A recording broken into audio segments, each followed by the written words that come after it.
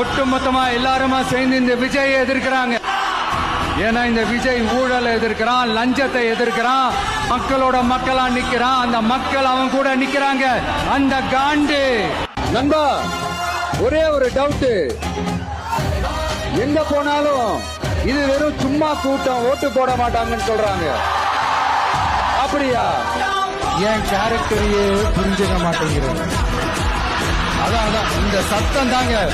நான் உங்க எல்லாரையும் நேர்ல சந்திக்கணும், நீங்க இருக்கிற ஊருக்கே உங்களை சந்திக்கணும் அப்படின்றது தான் எனக்கு மனசுல இருக்கிற ஒரு பெரிய ஆசை. ரெண்டு பேருக்கு நடுவுல தான் ஒண்ணு இன்னொன்னு. அதெல்லாம் வருத்தலாம் கிடையாது, சரியா? கான்பிடண்டா இருக்கு, நல்லதே நடக்கும், வெற்றி நிச்சயம்.